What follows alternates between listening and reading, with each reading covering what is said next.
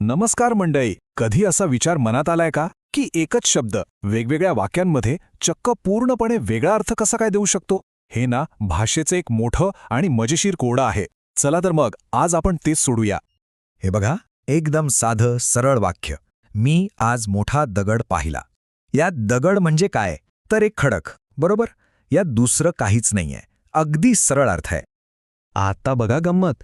हे दुसरं वाक्य पहा. त्याचे बोलणे म्हणजे काळ्या दगडावरची रेघ. इथे दगड म्हणजे तो खडक राहिला का? नाही. इथे त्याचा अर्थ झालाय की बोललेली गोष्ट पक्की आहे, कधीही न बदलणारी. बघा अर्थ कसा 100% बदलला. आणि आता तिसरं वाक्य ऐका. माझ्या मनावर दगड बसला. अरे बापरे, इथे दगड म्हणजे अक्षरशः दुःख, मोठं दडपण. इथं तर दगडाचा संबंध थेट आपल्या भावनेशी जोडला गेलाय. मग प्रश्न पडतोच की हे असं होतं तरी कसं? एकच दगड शब्द आणि त्याचे हे 3 पूर्णपणे वेगळे अर्थ, हे कसं काय शक्य आहे? यामागे नक्की कोणती जादू आहे? नाही, ही जादू नाहीये. यामागे आहे मराठी व्याकरणातला एक खूप महत्त्वाचा नियम.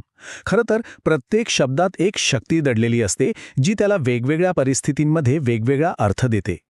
आणि याच शक्तीला म्हणतात शब्दशक्ती. मिळालं का आपल्या कोड्याचं उत्तर? शब्दशक्ती म्हणजेच शब्दांमध्ये लपलेली ती ताकद, जी त्यांना असे वेगवेगळे अर्थ द्यायला मदत करते. बरं, व्याकरणाच्या भाषेत बोलायचं झालं तर असं म्हणतात की प्रत्येक शब्दातच एक अंगभूत शक्ती असते, जी त्याचा अर्थ आपल्यापर्यंत पोहोचवते. शब्दाच्या याच ताकदीला किंवा सामर्थ्याला शब्दशक्ती असं म्हणतात. पण थांबा, गंमत तर पुढे आहे. ही शब्दशक्ती काही एकाच प्रकारची नाहीये.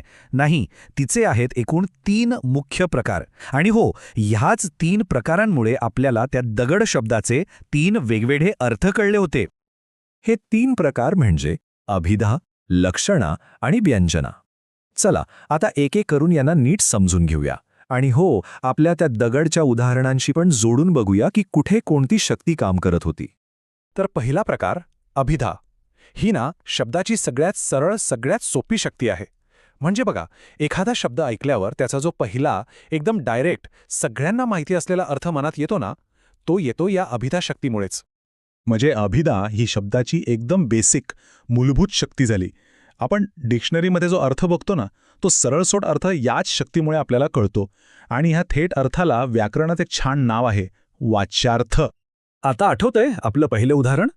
मी आज मोठा दगड पाहिला. इथे दगड म्हणजे फक्त एक वस्तू, एक खडक. हा झाला त्याचा सरळ वाच्यार्थ. आणि हा अर्थ आपल्याला कशामुळे समजला? बरोबर, अभिधा शक्तीमुळे. सोपं आहे की नाही? चला आता वळूया दुसऱ्या शक्तीकडे, लक्षणा.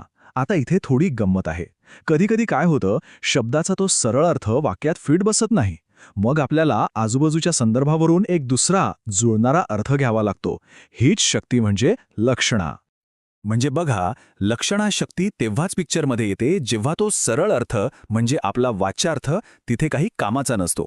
अशा वेळी आपण संदर्भाचा विचार करून एक दुसरा लॉजिकल अर्थ लावतो. या सूचित होणाऱ्या इम्प्लाइड मिनिंगला म्हणतात लक्षार्थ. आठवा आपलं दुसरं उदाहरण. त्याचे बोलणे म्हणजे काळ्या दगडावरची रेघ. इथे खरंच दगडावर रेघ मारण्याचा अर्थ आहे का? नाही.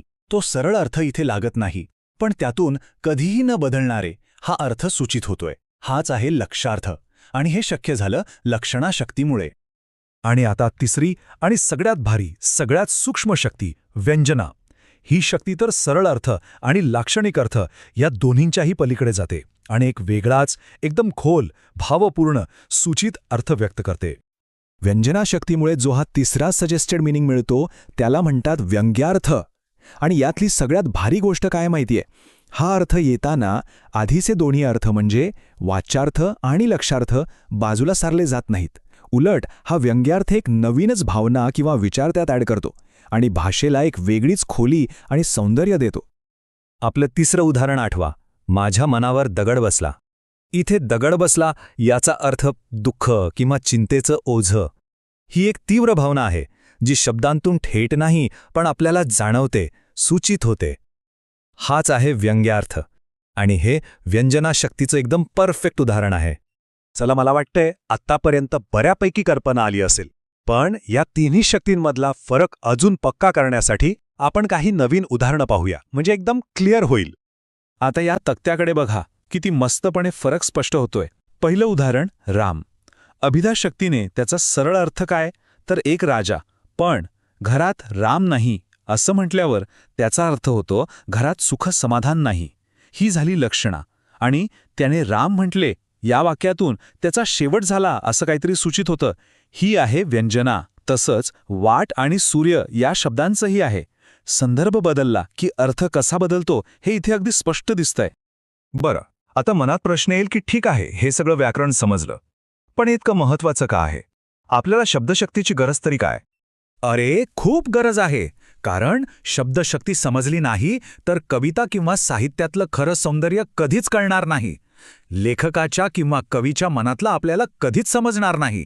आणि सगळ्यात महत्त्वाचं, आपल्याला स्वतःला, आपल्या भावना, आपले विचार प्रभावीपणे मांडण्यासाठी भाषेचा योग्य वापरच करता येणार नाही. म्हणजे थोडक्यात सांगायचं तर शब्दशक्ती ही आपल्या भाषेच्या खजिन्याची किल्ली आहे. ही किल्ली वापरली तरच आपल्याला शब्दांच्या पलीकडचं एक अद्भुत जग दिसतं आणि आपली भाषा अधिक जिवंत, अधिक अर्थपूर्ण वाटते. तर मग आता पुढच्या वेळी जेव्हाही एखादं वाक्य वाचाल किंवा ऐकाल ना, तेव्हा एक क्षण थांबा आणि विचार करा, या शब्दांमागे कोणती शक्ती काम करतीये? अभिधा, लक्षणा की व्यंजना? करून बघा. भाषेकडे बघण्याचा अख्खा दृष्टिकोनच बदलून जाईल.